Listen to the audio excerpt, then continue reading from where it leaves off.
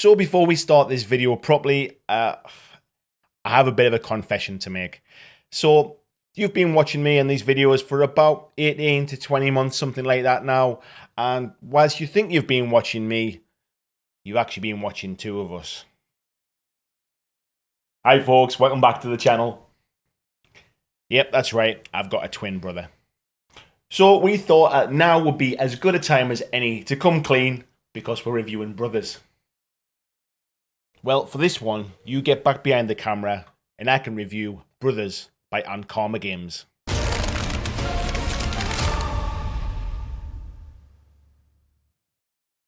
Hi folks, welcome back to the channel. So today we have a review of a board game, which is really a tile placement game, called Brothers, which is from a company called Ankama Games.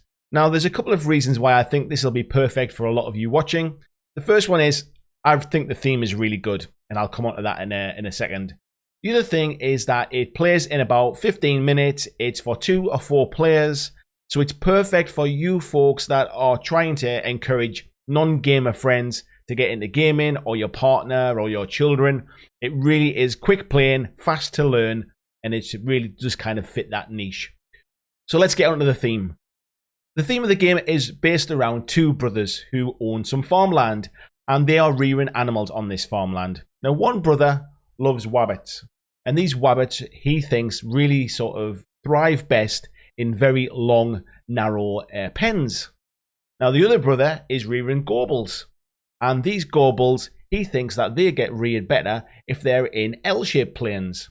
So every year when it comes to spring, they're going to put these pens out to pen in their animals, and there's always a fight across the meadow to see who can get the most pens down to give their animals the best chance of being reared. And that's exactly what the game is. You build up the meadow, of which is variable from game to game, and you then take it in turns to place down your tiles to not only try and get as many of your tiles as you can get down, but also to try and stop your opponent, or your brother in this case, from putting his down. Now let's go table down and I will show you exactly what you get in the box. So here we have the box for Brothers, and as you can see, the artwork is very reminiscent of games along the lines of maybe Angry Birds, certainly them kind of mobile gaming things, and that's not surprising because I think Ankama actually have a division which specializes in mobile gaming as well. As you can see, it's for ages 8 years and plus. I think potentially you'll be able to play with their younger children. They may not get the tactics of it, but they'll certainly enjoy the aesthetic and the story. It plays in about 15 minutes, and it's designed for 2 or 4 players. 3 players could play it, I suppose, but it may be a little unbalanced in that way. So if we flip across to the back of the box, you can see here how it looks on with the tiles and the different components that you get inside. But rather than showing you a picture, let's get inside the box and open it up. So, put the lid to one side. You have an instruction manual, which basically has 8 pages in total. And in here, it tells you what you get inside, a little bit of the background story, what the goal of the game is, setup. We've then got a little bit about gameplay, which is essentially over a couple of pages. And then basically the end of round 1, the end of round 2, and how you end the game.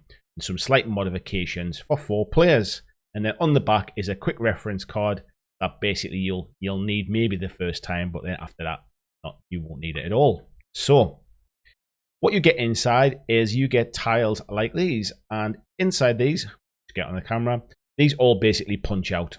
So we'll take a few of these out here so you can see, and essentially what you've got is a very, and I would say they're really good quality, a really thick card, some really nice artwork there. If we can just get that under the camera there, flip it around, sorry. And these ones are obviously the wabbits, the blue ones, and they're not exactly, they're just not matches of sort of, everyone isn't exactly the same. So yeah, it's quite nice, those. What we'll do is I'll punch a few more of these out, and then we'll be able to see how the game sets up.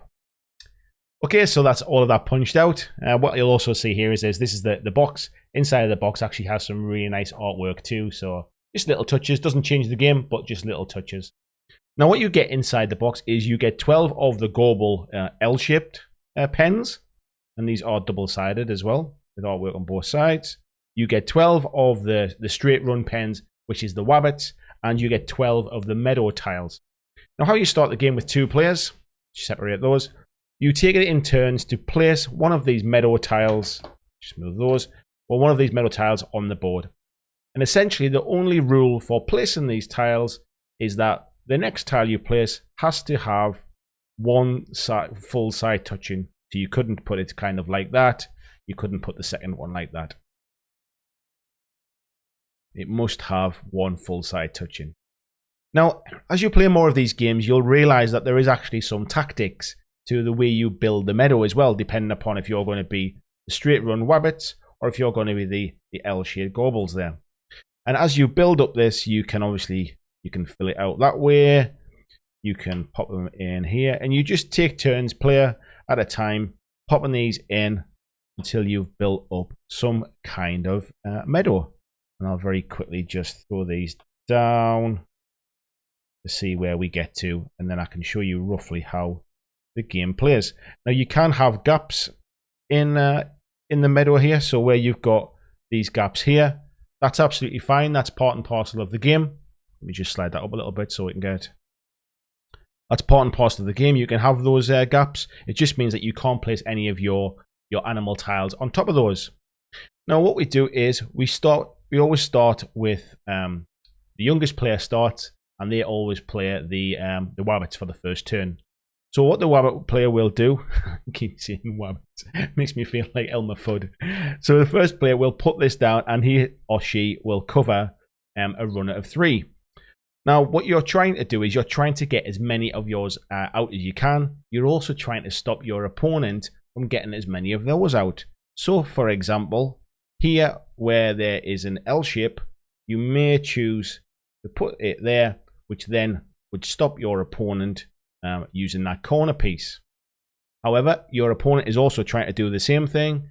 So what they could potentially do is where they see, let's say, a bank of 6 here, if they put their L shape there, what that does is not only does it stop them having 3 here, I'll just push that up so you can see that is just 3. Not only does it stop them having a run of 3 there, it also means that you've left a corner piece there that your opponent can't use, and you can come back and fill that in later on. And the game basically just carries on like that with each player taking a turn until you use up as many of these tiles as you can. Let's see if I can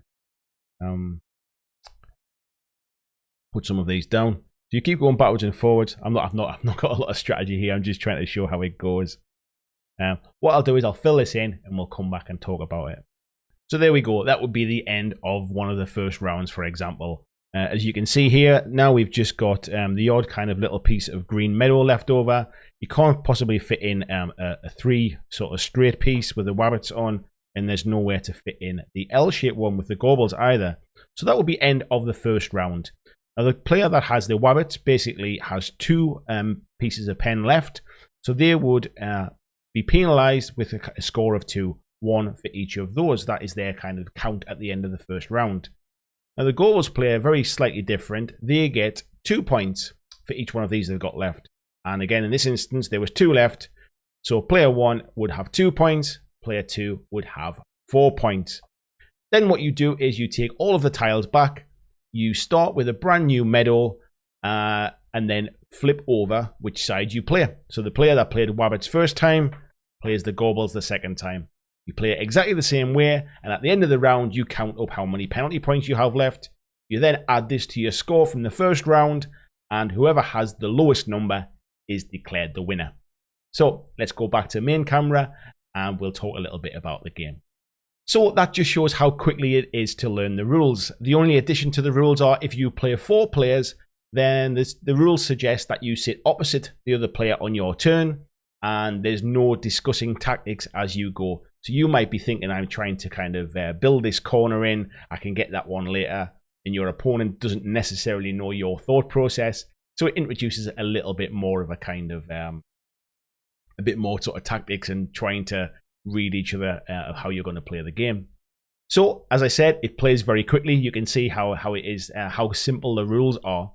However, what I think is really, really good about this game is that it It's so simple to play that children can play it, so you'd quite easily play it with children.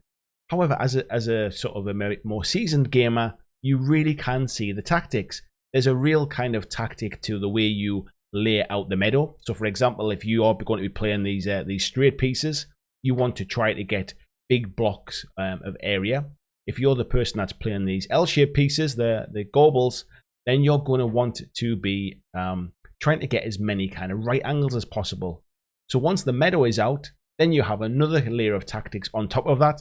Are you trying to stop your opponent from playing, or are you just trying to get them down as quickly as possible and try to kind of force them into changing their tactic? So what essentially, initially I should say, seems a very simple game, actually has quite a competitive and a tactical edge. And I've played a few games of this with my wife and a few games of this with my son, and what we found was it plays so fast. You play those 2 rounds, and then sometimes you think, I think I could have done that better. We had a couple of games where it was, let's leave the meadow as it is, and let's try it again and see if we can get a different result. Then we had a couple of games where it was, let's leave the meadow as it is and switch sides and see if I can get a better result on that meadow with the other sort of with the wabbits instead of the gobles. Let's see if I can get a better score. And there was always this feeling of one more go at the end of it. Let's have one more go. I think I can beat you this time. I think I can do better. I've got a different tactic. Let's try that again so I can try a different tactic out. So I honestly did really enjoy this game. It's dead simple to play, very quick to play. The box is nice and small as well. You can see that just to give you an idea of the size of the box. It is, I would say roughly about 7 inches square. You could potentially put these tiles all into a bag and take on holiday. You don't need the rules anymore really once you know how to play. It's perfect for those kind of just filler in games where you've got a bit of time on your hands, or maybe you're at your game club and you're waiting for somebody to turn up for a game. It's also perfect for those kind of games if you're at a games night and you're playing a kind of a game that has player elimination and a couple of players are out. They can have a few rounds of this while they're waiting. It's also a great party game for people who are not really gamers as well.